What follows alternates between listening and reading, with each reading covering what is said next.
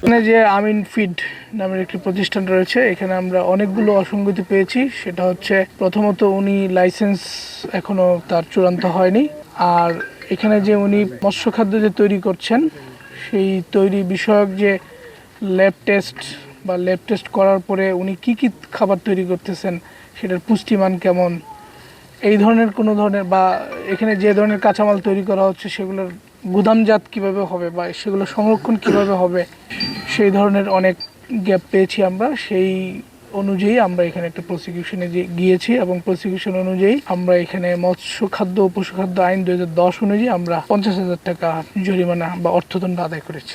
না, কোনো আটক নেই। আর এখানে যারা আমিন ফিডের যারা স্বত্বাধিকারীর একজন প্রতিনিধি রয়েছেন, তাকে বলা হয়েছে যে উনি লাইসেন্সিং এর আওতায় না আসা পর্যন্ত সব ধরনের কার্যক্রম বন্ধ রাখবে। এখানে অবৈধভাবে একটি মাছের কারখানা তৈরি হয়েছে, মাছের কারখানা খাদ্য তৈরি করে আর কি। তো এটার খুবই বিশ্রী গন্ধ।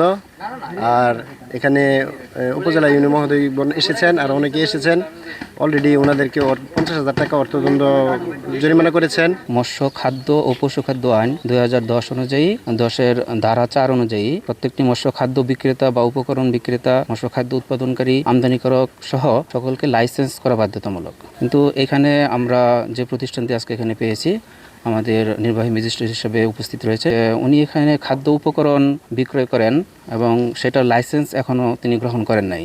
এবং তিনি উপকরণগুলো যেখানে সংরক্ষণ করেছেন সেই সংরক্ষণাগার আমাদের মৎস্য খাদ্য বিধিমালা ২০২৪ অনুযায়ী যে সুযোগ সুবিধা বা ফেসিলিটিস থাকা দরকার, তার এই সংরক্ষণাগারে আমরা সেরকম কোনো ফেসিলিটি পাই নাই।